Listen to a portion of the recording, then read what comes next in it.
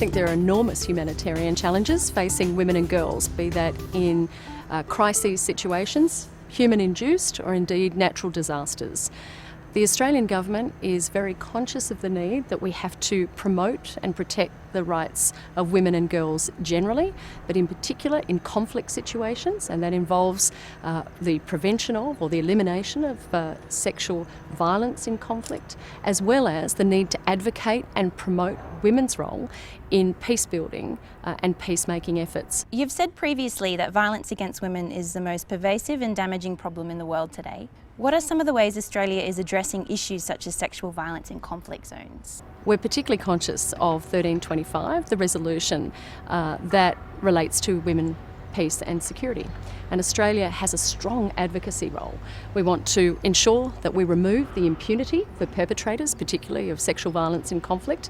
We want to ensure a greater role for women in decision-making generally, but particularly in peacemaking and peace building and peace negotiations. How can increasing women's participation in leadership make a difference to conflict prevention and peace building specifically? Well, of course, greater representation of women in decision-making positions is essential anyway, but we know it has a demonstrable impact on peace building and avoiding conflict.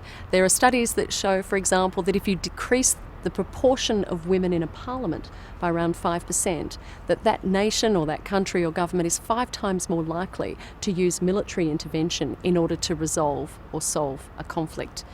We also know that greater numbers of women in a parliament or decision-making institutions will address in more detail and in a better way the issues that affect women and their families, and that includes reporting of violence against women. It includes addressing issues of violence against women, and more specifically, it includes the issue of sexual violence in conflict as well being addressed. So there's a clear link between greater numbers of women in parliaments and institutions and reducing conflict, but also managing peace and, of course, peace building. Globally, states, including Australia, are taking steps to promote gender equality and stronger gender awareness among their military forces. So how would a more gender-sensitive military better protect and empower women and girls in conflict situations? Well, we know that women and children, in fact men and boys, are all differently affected by conflict and by war. But we do know one thing too, and that is that women and girls, although they're less likely to be participants or fighting in wars and conflicts, they're disproportionately affected.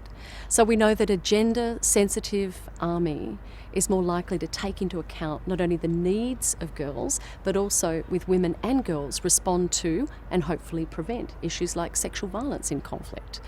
We need gender advisors through our military. We need to ensure that our military generally understands the particular impact on women and girls of conflict and post-conflict situations.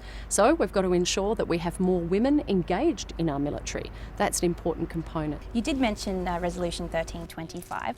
How has programs associated with this resolution made a difference to the lived experiences of women and girls around the world?